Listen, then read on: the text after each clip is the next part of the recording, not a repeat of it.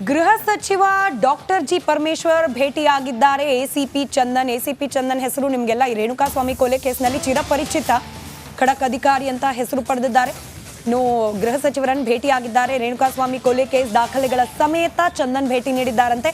ನಟ ದರ್ಶನ್ ಕೇಸ್ ತನಿಖೆಯನ್ನ ನಡೆಸುತ್ತಿದ್ದಾರೆ. ಚಂದನ್ ಅವರು ತನಿಖೆ ಪ್ರಗತಿ ಬಗ್ಗೆ ಗೃಹ ಸಚಿವರಿಗೆ ಮಾಹಿತಿಯನ್ನ ನೀಡಲಿದ್ದಾರೆ. ದಾಖಲೆಗಳ ಸಮೇತ ಹೋಗಿ ಗೃಹ ಸಚಿವರನ್ನ ಭೇಟಿಯಾಗಿದ್ದಾರೆ ಅನ್ನೋ ಮಾಹಿತಿ. ನೋಡಿ, ಚಾರ್ಜ್ ಶೀಟ್ ಸಬ್ಮಿಷನ್ಗೆ ತಯಾರಿಯನ್ನ ಅಂತಿಮ ಹಂತದಲ್ಲಿದೆ. ಅದು ಸೋಮವಾರ ಚಾರ್ಜ್ ಶೀಟ್ ಸಲ್ಲಿಕೆ ಆಗಬಹುದು ಅನ್ನೋ ಮಾಹಿತಿ ಇದೆ.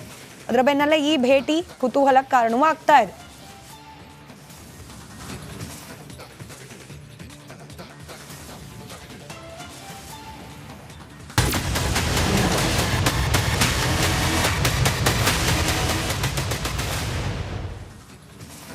ಇನ್ನು ಮೂಡಾ ವ್ಯೂಹದಲ್ಲಿ ಸಿಎಂ ಸಿದ್ದರಾಮಯ್ಯ ಸಿಲುಕಾಕಿಕೊಂಡು ವಿಲವಿಲ ಅಂತ ಒದ್ದಾಡ್ತಿದ್ದಾರೆ. ಕೋರ್ಟ್ ಅದೇನ್ ತೀರ್ಪು ನೀಡುತ್ತೋ ಅನ್ನೋ ಟೆನ್ಷನ್ ಅಲ್ಲಿದ್ದಾರೆ.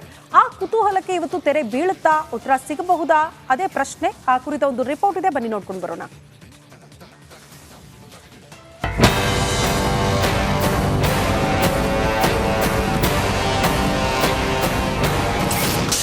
ಹೈಕೋರ್ಟ್ನಲ್ಲಿ ಸಿಎಂ ಪ್ರಾಸಿಕ್ಯೂಷನ್ ಫೈಟ್. ಸಿದ್ದರಾಮಯ್ಯಗೆ ಇವತ್ತಾದ್ರೂ ಸಿಗುತ್ತಾ ರಿಲೀಫ್?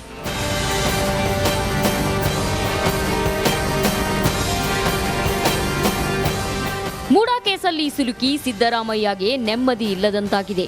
ರಾಜ್ಯಪಾಲರ ನಿರ್ಧಾರ ಪ್ರಶ್ನಿಸಿ ಹೈಕೋರ್ಟ್ ಮೆಟ್ಟಿಲೇರಿರುವ ಸಿಎಂ ಭವಿಷ್ಯ ಇಂದು ಗೊತ್ತಾಗಲಿದೆ. ಪುನಃ ಇಂದು ಕೋರ್ಟ್ನಲ್ಲಿ ಪ್ರಾಸಿಕ್ಯೂಷನ್ ಫೈಟ್ ನಡೆಯಲಿದೆ.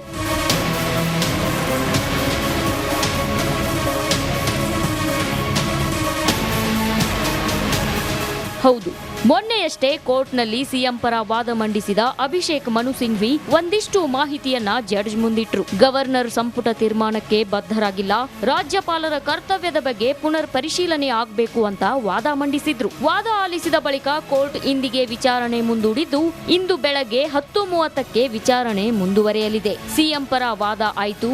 ಈಗ ಗವರ್ನರ್ ಹಾಗೂ ದೂರುದಾರರ ಪರ ವಕೀಲರು ವಾದ ಮಂಡಿಸಲಿದ್ದಾರೆ. ರಾಜ್ಯಪಾಲ ಥಾವರ್ ಚಂದ್ ಗೆಹ್ಲೋಟ್ ಪರವಾಗಿ ಸಾಲಿಸಿಟರ್ ಜನರಲ್ ತುಷಾರ್ ಮೆಹ್ತಾ ವಾದ ಮಂಡಿಸಲಿದ್ದಾರೆ. ಟಿಜೆ ಅಬ್ರಹಂ ಪರವಾಗಿ ರಂಗನಾಥ ರೆಡ್ಡಿ ವಾದ ಮಂಡಿಸಿದ್ರೆ, ಪ್ರದೀಪ್ ಕುಮಾರ್ ಪರವಾಗಿ ಪ್ರಭುಲಿಂಗ ನಾವದಗಿ ವಾದ ಮಾಡಲಿದ್ದಾರೆ. ಇನ್ನು ಸ್ನೇಹಮಯಿ ಕೃಷ್ಣ ಪರವಾಗಿ ಲಕ್ಷ್ಮೀ ಅಯ್ಯಂಗಾರ್ ವಾದಿಸಲಿದ್ದಾರೆ. ಬೆಳಗ್ಗೆ 10:30ಕ್ಕೆ ಹೈಕೋರ್ಟ್ ಏಕಸದಸ್ಯ ಪೀಠದಲ್ಲಿ ವಿಚಾರಣೆ ಮುಂದುವರೆಯಲಿದೆ.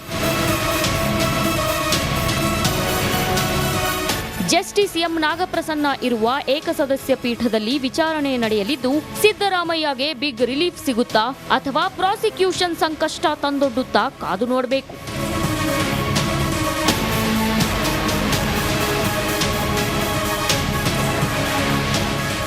ನಾಗರಾಜ್, ರಿಪಬ್ಲಿಕ್ ಕನ್ನಡ, ಬೆಂಗಳೂರು. ಮತ್ತಷ್ಟು ಡೀಟೇಲ್ಸ್ ನಮ್ಮ ಪ್ರತಿನಿಧಿ ನಾಗರಾಜ್ ನೀಡ್ತಾ ಹೋಗ್ತಾರೆ. ನೇರ ಸಂಪರ್ಕದಲ್ಲಿದ್ದಾರೆ. ನಾಗರಾಜ್, 2 ಸೆಷನ್ಗಳಲ್ಲಿ ನಾವು ಗಮನಿಸಿದ್ವಿ, ಮುಖ್ಯಮಂತ್ರಿಗಳ ಪರ ಅಭಿಷೇಕ್ ಮನು ಸಿಂಘ್ವಿ ಅವರು ವಾದ ಮಂಡಿಸಿದ್ರು. ಇವತ್ತು ಕೋರ್ಟ್ನಲ್ಲಿ ಏನೆಲ್ಲ ಬೆಳವಣಿಗೆಗಳನ್ನ ನಿರೀಕ್ಷೆ ಮಾಡಬಹುದು ಅಂತ ಹೇಳಿ, ಪ್ರಮುಖವಾಗಿ ರಾಜ್ಯಪಾಲರ ಪರ ವಾದ ಮೊದಲಿರುತ್ತಾ ಅಥವಾ ದೂರುದಾರರ ಪರ ವಾದ ಮೊದಲು ನಾವು ನಿರೀಕ್ಷೆ ಮಾಡಬಹುದಾ ಅಂತ?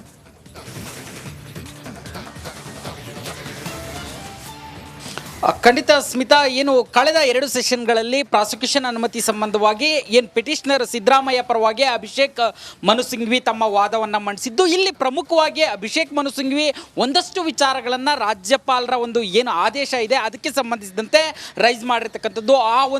ಏನು ರಾಜ್ಯಪಾಲರ ಆದೇಶದಲ್ಲಿ ಒಂದು ಅರ್ಜೆನ್ಸಿ ಇದೆ, ಕೇವಲ ಇನ್ನೂ ಹಲವು ಪ್ರಕರಣಗಳು ಬಾಕಿ ಇದ್ದರೂ ಈ ಒಂದು ಪ್ರಕರಣವನ್ನು ಯಾಕೆ ತೆಗೆದುಕೊಂಡ್ರು, ಮತ್ತು ಅವರು ಕೊಟ್ಟಿರ್ತಕ್ಕಂಥ ಪ್ರಾಸಿಕ್ಯೂಷನ್ ಅನುಮತಿಯ ಆದೇಶ 7 ಪುಟಗಳ ಆದೇಶ ಏನಿದೆ ಅದರಲ್ಲಿ ಎಲ್ಲೂ ಸಹ ಸಕಾರಣವನ್ನು ಸರಿಯಾಗಿ ಮೆನ್ಷನ್ ಮಾಡಿಲ್ಲ. ಕೇವಲ ನನಗೆ ಈ ಡಾಕ್ಯುಮೆಂಟ್ಸ್ ನೋಡಿ ಅನಿಸ್ತು, ಆದರೆ ಯಾವ ಡಾಕ್ಯುಮೆಂಟ್ ಅನ್ನೋದನ್ನು ಮೆನ್ಷನ್ ಮಾಡಿಲ್ಲ. ಸೇರಿದಂತೆ ಒಂದಷ್ಟು ವಿಚಾರಗಳನ್ನು ಏನು ಅಭಿಷೇಕ್ ಮನು ಸಿಂಘ್ವಿ ರೈಸ್ ಮಾಡಿರ್ತಕ್ಕಂಥದ್ದು. ಆದರೆ ಇವತ್ತು ಇರ್ತಕ್ಕಂಥ ಕುತೂಹಲ ಏನಂತಂದರೆ, ಇದಕ್ಕೆ ಏನು ರಾಜ್ಯಪಾಲರ ಕಚೇರಿ ಪರವಾಗಿ ಹಾಜರಾಗ್ತಾ ಇರ್ತಕ್ಕಂಥ ಸಾಲಿಸಿಟರ್ ಜನರಲ್ ತುಷಾರ್ ಮೆಹ್ತಾ ಯಾವ ರೀತಿ ಉತ್ತರವನ್ನು ಕೊಡ್ತಾರೆ, ಮತ್ತು ರಾಜ್ಯಪಾಲರ ಕಚೇರಿಯಿಂದ ರಾಜ್ಯಪಾಲರು ನೀಡಿರ್ತಕ್ಕಂಥ ನೀಡಿರುವಂಥ ಪ್ರಾಸಿಕ್ಯೂಷನ್ ಅನುಮತಿಯನ್ನು ಯಾವ ರೀತಿ ಜಸ್ಟಿಫೈ ಮಾಡ್ಕೊಳ್ತಾರೆ ಅನ್ನೋದು ಇವತ್ತು ಕುತೂಹಲ ಇರತಕ್ಕಂಥದ್ದು. ಮೊದಲಿಗೆ ಸಾಲಿಸಿಟರ್ ಜನರಲ್ ತುಷಾರ್ ಮೆಹ್ತಾ ವಾದ ಮಾಡ್ತಾರೆ. ಅದಾದ ಬಳಿಕ ದೂರುದಾರರ ಪರ ವಕೀಲರಾದಂಥ ಲಕ್ಷ್ಮೀ ಅಯ್ಯಂಗಾರ್ ಇರ್ಬೋದು ಅಥವಾ ರಂಗನಾಥ್ ರೆಡ್ಡಿ ಇರ್ಬೋದು ಅಥವಾ ಪ್ರಭುಲಿಂಗ್ ನಾವದ್ಗಿ ಇರ್ಬೋದು, ಇವರು ವಾದವನ್ನು ಮಾಡುವಂಥದ್ದು. ಈ ಒಟ್ಟಾರೆಯಾಗಿ ಇವತ್ತು ವಾದ ಮುಗಿದು ಈ ಒಂದು ಪ್ರಾಸಿಕ್ಯೂಷನ್ ಅನುಮತಿ ಸಂಬಂಧವಾಗಿ ಆದೇಶವನ್ನು ಕಾಯ್ದಿರಿಸುವ ಸಾಧ್ಯತೆ ಇರತಕ್ಕಂಥದ್ದು. ಸ್ಮಿತಾ. ರೈಟ್, ಧನ್ಯವಾದ ನಾಗರಾಜ್ ಮಾಹಿತಿಗಾಗಿ.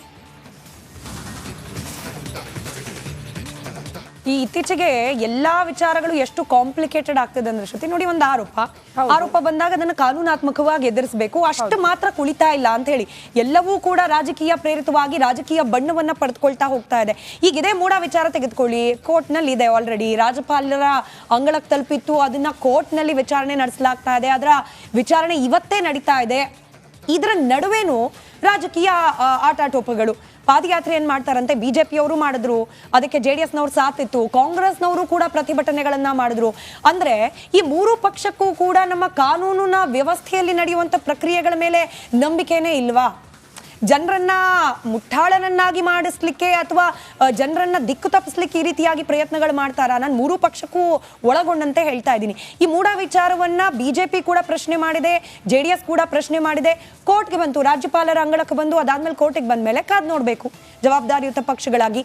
ಕಾಂಗ್ರೆಸ್ ಸಿದ್ದರಾಮಯ್ಯನವ್ರ ಮೇಲೆ ಆರೋಪ ಬಂದಿದೆ, ಸಿದ್ದರಾಮಯ್ಯನವರು ಕಾನೂನಾತ್ಮಕವಾಗಿ ರಿಟ್ ಅರ್ಜಿಯನ್ನ ಸಲ್ಲಿಕೆ ಮಾಡಿದ್ದಾರೆ, ಆದ್ರೆ ಹಿಯರಿಂಗ್ ಕೋರ್ಟ್ ನಲ್ಲಿ ನಡೀತಾ ಇದೆ, ಕಾದ್ ನೋಡೋಣ ಏನಾಗುತ್ತೆ. ಹೀಗೆ ಮಾಡಕ್ ಆಪ್ಷನ್ ಇದೆ, ಬಟ್ ಪಾದಯಾತ್ರೆ ಅಂತೆ. ಇವತ್ತು ಕಾಂಗ್ರೆಸ್ ಕಡೆಯಿಂದ ರಾಜಭವನ್ ಚಲೋ ಮಾಡ್ಲಾಗ್ತಾ ಇದೆ. ರಾಜ್ಯಪಾಲರು ಹಾಗೆ ಸರ್ಕಾರದ ನಡುವೆ ಈ ಪ್ರಾಸಿಕ್ಯೂಷನ್ ಫೈಟ್ ಅನ್ನೋದು ಮುಂದುವರಿತಲೇ ಇದೆ. ಇವತ್ತು ಕಾಂಗ್ರೆಸ್ ನಾಯಕರಿಂದ ರಾಜಭವನ ಚಲೋ, ಕುಮಾರಸ್ವಾಮಿ ಸೇರಿದಂತೆ ಪ್ರತಿಪಕ್ಷ ನಾಯಕರ ವಿರುದ್ಧ ಪ್ರಾಸಿಕ್ಯೂಷನ್ಗೆ ಆಗ್ರಹ. ಇಷ್ಟು ದಿನ ಸುಮ್ಮನೆ ಇದ್ರು, 1 ವರ್ಷ ಆಯ್ತು ಕಾಂಗ್ರೆಸ್ ಆಡಳಿತಕ್ಕೆ ಬಂದು. ಈ ಎಲ್ಲಾ ಪ್ರಕರಣಗಳು ಇವಾಗ ಏನ್ ಹೇಳ್ತಿದ್ದಾರೆ, ಮುರುಗೇಶ್ ನಿರಾಣಿ, ಶಶಿಕಲಾ ಜೊಲ್ಲೆ, ಕುಮಾರಸ್ವಾಮಿ, ಇದೆಲ್ಲವೂ ಕೂಡ ಹಳೆ ಪ್ರಕರಣಗಳು. ಯಾವಾಗ ಸಿದ್ದರಾಮಯ್ಯನವರ ವಿಚಾರ ಪ್ರಾಸಿಕ್ಯೂಷನ್ ಹಂತಕ್ಕೆ ಬಂತು ಆಗ ನೆನಪಾಯ್ತು ಇವ್ರಿಗೆಲ್ಲ, ಇದೆಲ್ಲ ಪೆಂಡಿಂಗ್ ಇದೆ, ಇದರೆಲ್ಲದಕ್ಕೆ ಪ್ರಾಸಿಕ್ಯೂಷನ್ಗೆ ಅನುಮತಿ ನೀಡಿಲ್ಲ ರಾಜ್ಯಪಾಲರು, ಹೀಗಾಗಿ ರಾಜ್ಯಪಾಲರು ತಮ್ಮ ಕರ್ತವ್ಯವನ್ನ ನಿಷ್ಪಕ್ಷಪಾತವಾಗಿ ಮಾಡಬೇಕು ಅಂತ ಹೇಳಿ ರಾಜ್ಯಪಾಲರನ್ನ ಎಚ್ಚರಗೊಳಿಸ್ಲಿಕ್ಕೆ ಬೆಳಗ್ಗೆ 10:30ಕ್ಕೆ ರಾಜಭವನ್ ಚಲೋ ಮಾಡ್ತಿದ್ದಾರಂತೆ. ಸಚಿವರು, ಶಾಸಕರು ಎಲ್ಲರೂ ಈ ರಾಜಭವನ್ ಚಲೋದಲ್ಲಿ ಭಾಗಿಯಾಗ್ತಾ ಇದ್ದಾರೆ. ಜನರಿಗೆ 108 ಸಮಸ್ಯೆ. ಏನ್ ನಿಮ್ ಪ್ರಾಬ್ಲಮ್ ಕಾರ್ಯಕ್ರಮದಲ್ಲಿ ದಿನಕ್ಕೊಂದೊಂದು ವಾರ್ಡ್, ಬೆಂಗಳೂರಿನದ್ದೇ ದಿನಕ್ಕೊಂದೊಂದು ವಾರ್ಡ್ನ ಸಮಸ್ಯೆ. ಇದೇ ಬೆಂಗಳೂರಿನ ಈ ಏನು ರಾಜಭವನ್ ಚಲೋ ಮಾರ್ಗ ಸಾಗುತ್ತೆ, ಅಕ್ಕಪಕ್ಕದ ಏರಿಯಾಗಳಲ್ಲೇನೆ 131 ಸಮಸ್ಯೆ ಇದೆ. ಅದ್ರ ಬಗ್ಗೆ ಯಾರಿಗೂ ಗಮನ ಇಲ್ಲ. ಅಲ್ಲಿ ಹೋಗ್ಬೇಕು, ಜನರ ವಿಚಾರಿಸ್ಬೇಕು, ಇದ್ರ ಬಗ್ಗೆ ಯಾರಿಗೂ ಗಮನ ಇದ್ದಂತಿಲ್ಲ. ಏನ್ ಮಾಡ್ಲಿಕ್ಕೆ ಹೊರಟಿದ್ದಾರೆ, ರಾಜಭವನ್ ಚಲೋ ಮಾಡಿ ರಾಜ್ಯಪಾಲರಿಗೆ ನೀವು ಇಂತಿಂಥ ವಿಚಾರದಲ್ಲಿ ಬಯಾಸ್ಡ್ ಆಗಿ ನಿರ್ಣಯವನ್ನ ಕೈಗೊಂಡಿದ್ದೀರಿ ಅನ್ನೋ ರೀತಿಯಲ್ಲಿ ತೋರ್ಪಡಿಕೆ ಮಾಡೋ ಪ್ರಯತ್ನವನ್ನ ಮಾಡ್ತಿದ್ದಾರೆ. ಹಕ್ಕಿದೆ, ಈ ಸಂವಿಧಾನದ ಅಡಿಯಲ್ಲಿ ಎಲ್ಲರಿಗೂ ಕೂಡ ಪ್ರತಿಭಟನೆಯನ್ನ ಮಾಡ್ಲಿಕ್ಕೆ ಹಕ್ಕಿದೆ. ಆದ್ರೆ ಪ್ರಿಯಾರಿಟಿ ಅನ್ನೋದಿರುತ್ತಲ್ಲ, ಅಂದ್ರೆ ನಿಮಗೆ ಯಾವುದು ಮುಖ್ಯ, ಜನರ ಸಮಸ್ಯೆಗೆ ನೀವು ಸ್ಪಂದಿಸಿ ನಿಜವಾದ ಜನಪ್ರತಿನಿಧಿಗಳು ಅಂತ ಅನ್ನಿಸ್ಕೊಳ್ತಿರೋ ಅಥವಾ ರಾಜಕಾರಣಿಗಳಾಗೆ ಉಳಿತೀರೋ ಅನ್ನೋದು ಆಯಾ ಪಕ್ಷದ ನಾಯಕರ ವರ್ತನೆ ಮೇಲೆ ಡಿಪೆಂಡ್ ಆಗುತ್ತೆ. ಓಕೆ, ಇನ್ನು ಮುಂದಿನ ಸುದ್ದಿಯತ್ತ ಗಮನ ಕೊಡೋಣ. ಖರ್ಗೆ ಒಡೆತನದ ಟ್ರಸ್ಟ್ಗೆ ಜಮೀನು ವಿಚಾರಕ್ಕೆ ಸಂಬಂಧಪಟ್ಟಂತೆ ಈಗ ಮೇಜರ್ ಟ್ವಿಸ್ಟ್ ಸಿಗ್ತಾ ಇದೆ. ರಿಪಬ್ಲಿಕನದಲ್ಲಿ ಮೆಗಾ ಎಕ್ಸ್ಕ್ಲೂಸಿವ್ ಸುದ್ದಿ. CA ನಿವೇಶನದಲ್ಲಿ MB ಪಾಟೀಲ್ ಬೇನಾಮಿ ಇದೆ. ಸಚಿವರ ವಿರುದ್ಧ ಬಿಜೆಪಿ ಗಂಭೀರ